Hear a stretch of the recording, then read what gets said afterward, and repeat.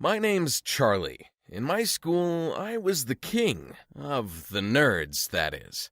I was 4 when my mom and dad took me to the doctors because they thought I seemed different from the other kids. I didn't speak, I didn't interact, I kept to myself the whole time. They thought I had no ability to talk. It turned out I was just different because I had too many thoughts in my head. The doctors identified me as a genius very early on. From that moment on, my life has been surrounded by researchers and psychologists. Gorgeous nurses and scientists watch me develop my mind. I started school earlier than most kids. Unfortunately, school was not a big fan of me. They thought I was weird because I was too smart, and because of it, I was the butt of the jokes. And the girls, well, they ignored me. I was shorter and younger than all of them. One kid in particular always commented on my height. Hey, look! The Oompa Loompa's getting dropped off by his mom in a rusty mom-mobile!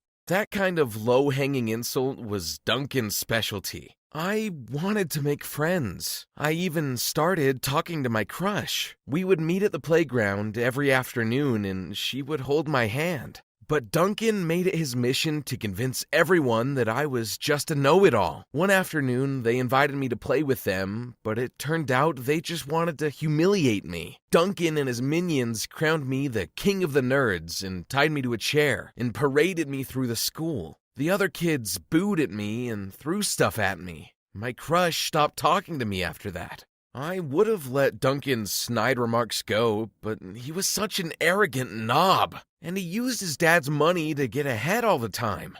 I really wanted to represent the school during a statewide Model United Nations gathering in middle school. Duncan didn't even want to go, and yet the school chose him, thanks to a very generous donation from his father. The organization hosting the event made Duncan the representative for the U.S., again his father's doing. Duncan's dad was a well-known governor and Ivy League alum. It'll look good on my son's Harvard application. He needs it more than you. We both know you can't afford to go to an Ivy League school anywhere. Like father, like son. I was very upset about it.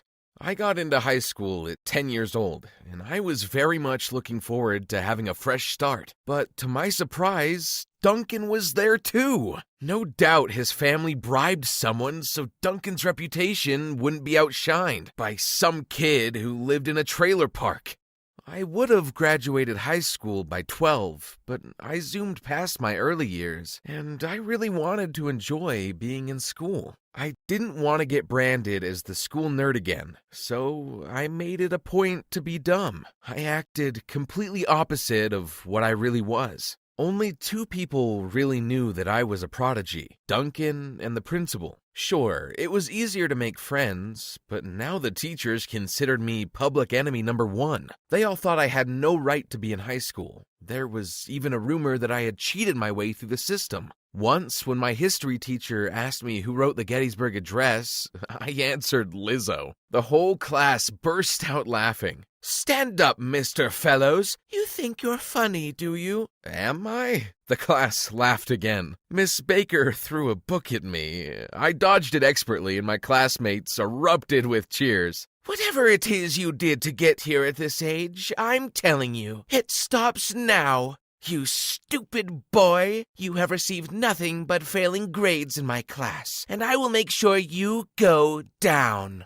My best friend reported what Miss Baker did to me in class, and she was immediately suspended. I did get in trouble with the principal, though. Mrs. Jenkins was troubled that I was pretending to be stupid, but I explained that I wanted a normal life, and I didn't want to go through school being made to feel bad for being a nerd. Mrs. Jenkins was like a mom to me. She was kind, and she understood better than my parents did. All my mom and dad were interested in was for me to get fame and glory for my abilities so I could get them out of the trailer park. At least I had Mrs. Jenkins and my best friend Brent. Duncan was determined to ruin my life, though, and so he poached Brent from me. He invited him over to his house and they hung out with his friends. They were all rich and popular, and all Brent wanted was to belong. He was poor and invisible like me. And I guess being with the popular guys changed him. When Ben invited me to his birthday, everything was going fine. Until the cake was brought out, and Duncan and his friends appeared out of nowhere and pushed my head into the cake. They caught it all on camera. If you can't tell, we're not friends anymore. I mean, Duncan's pretty cool. Mom was right. I shouldn't hang out with you. You're just a loser. Unlike Duncan. Brent's betrayal hurt me a lot, and I felt like making friends was pointless. I started to rebel. This time, my failing grades weren't an act anymore. I was done with school. I just wanted it to be over. From all sides, people kept telling me I was dumb, that I had nowhere to go in life. At home, my parents nagged me daily, making me feel guilty for the money they spent on my studies. I ended up failing everything. I got expelled, and on my way out, they all laughed at me, even Brent. The only one who really cared was Mrs. Jenkins. She was worried about me, and so she introduced me to a friend of hers who had her own business. I know it's not much, but I know how much you disliked school. But maybe you'll do better in the real world. I did.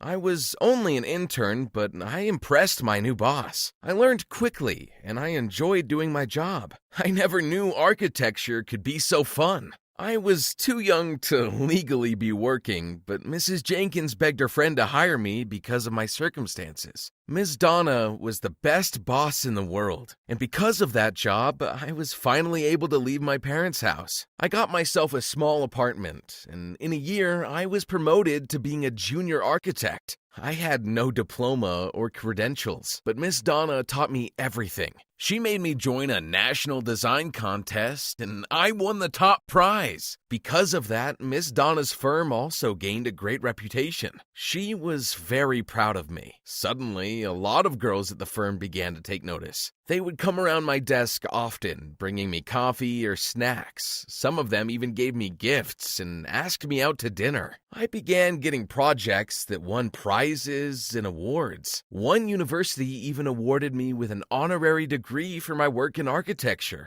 One day, Duncan and his father came into the firm. Duncan had just graduated college and he heard of the firm's reputation, and so he wanted a job there. Miss Donna wanted Duncan to apply like everyone else, but his dad pressured Miss Donna. If you don't accept my son right this instant, I'll make sure your firm never gets another client in this state ever again. Duncan started working there the next day. The girls all crowded around him. His dad was now a senator, and I guess they found that attractive. When Duncan saw me, he barked orders at me. Ew, I don't know how you got in here, but I work here now, and you better fetch me my breakfast before I tell Miss Donna to fire you. He had no idea. I don't think that's a great way to talk to your boss. Excuse me?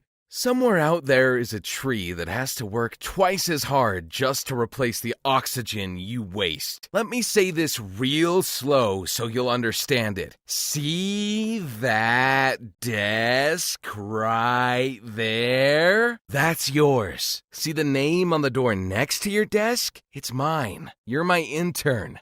There must be a mistake. I'm supposed to be an architect. I can't be a mere intern.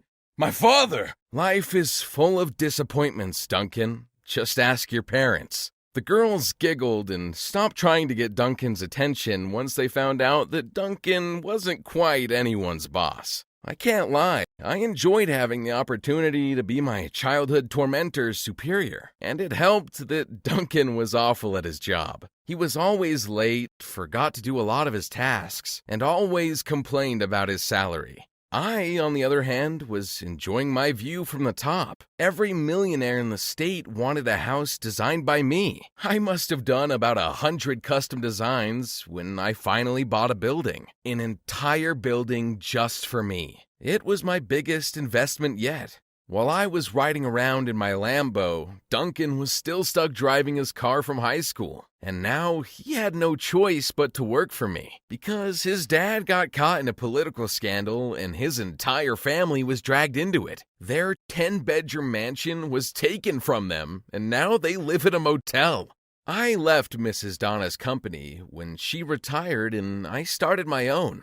I built my headquarters in the building I bought and rented out all the other rooms as apartments. I wanted to give back to the community, so I made sure rent was always pretty low. One day, I recognized a name in my list of tenants. I knocked on Miss Baker's door. It's come to my attention that you failed to pay your rent for the past 6 months. I've come to give you your final notice. Charlie? Is that you? Mm-hmm. The guy you said was never gonna get anywhere in life? And now you're living rent-free in my building. I simply can't let that go on. Please, Charlie. I was your teacher once. I just need a job. Hire me. I can be your maid. Don't need a maid. Besides, there's a long list of less fortunate people who are waiting for a home, and I'd rather help them instead. Tell you what, though, if you can tell me when construction of the Empire State Building began, you can stay. September, February. Time's up. March 17th, 1930. I guess you're not as good at history as you thought. I finally felt at peace. I had proven all my detractors wrong, and I climbed higher than any of them thought I could. That evening, I invited my girlfriend to the top of the building, and as the sun set, I knelt and gave her a diamond ring. She said yes, and I kissed the woman of my dreams. My life was finally complete.